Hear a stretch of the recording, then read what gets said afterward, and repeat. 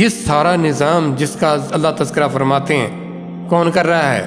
ایسے نہیں ہوتا کہ آپ نے کسی سے سنا، ماں باپ سے ادھر ادھر سے سنا، ماں باپ اللہ کو مانتے تھے اور آپ بھی ماننے لگ جاؤ گے۔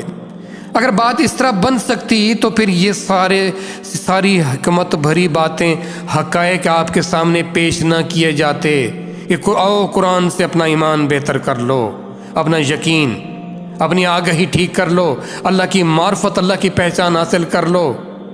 ایسے تو نہیں، آپ شکووں میں، آپ شکایتوں میں کیوں پڑے ہوئے ہو؟ اللہ کی ذات کا پورا بھروسہ نہیں ہے ہمیں، ہم اللہ کی ذات کی معرفت نہیں ہم نے کی ہوئی، ہمیں اللہ کی ذات پر یقین نہیں ہے اس کے ہونے کا۔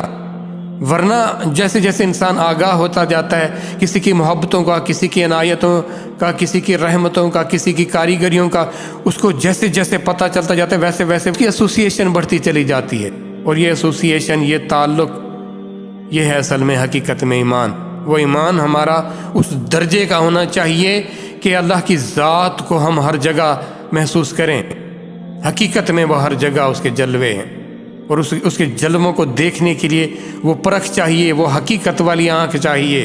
تو آپ نے نہیں دیکھا تھا نا، ورنہ منظر تو ہر جگہ تھے، اس کی نشانیاں۔ اللہ نے کہا ان کو اپنی آیات کا ہے، میری نشانی ہے، میرے ہونے کے تمہیں ثبوت ملیں گے، تم میرا ذکر کو، میرے یاد کرو، پھر دیکھو اس کائنات کا، دیکھو، پھر تمہیں یقین آئے گا کہ ہاں وہ ذات بھی ہے۔ تو اللہ کی نشانیوں سے اللہ کی ذات کے ہونے کا اثر لو، ہمارے اندر یقین کریں، وہ ایمان کی زبردست کیفیت نہیں ہے۔ ہم اللہ کے بارے میں بھی شک میں مبتلا ہیں۔ جب ایک اسپیسیفک ڈوز ہوتی ہے نا کسی بیماری کو دور کرنے کے لیے، جب تک وہ آپ ڈوز پوری نہ لیں مسئلہ حل نہیں ہوگا۔ تو وہ ڈوز جو ہے، وہ جو آپ کو کم از کم سیٹسفیکشن کی، مطمئن اطمینان تک لے آئے، وہ قرآن ہے۔ اللہ سے تعلق اور محبت کا جو آپ کو ایک ڈوز دی گئی ہے، وہ قرآن کی صورت میں دی گئی۔ پھر قرآن آپ کو کیا کہتا ہے؟ دیکھو، تم کائنات کو غور کرو، ایک ایک چیز کا مطالعہ کرو۔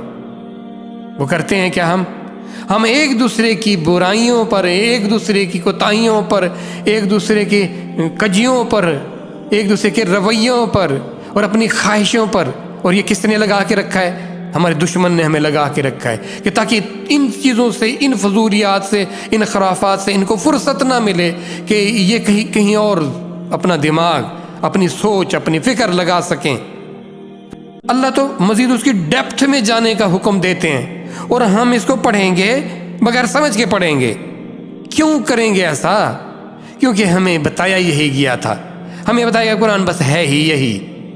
آپ کا کوئی لمحہ اس کی یاد کے سوا نہیں گزرے۔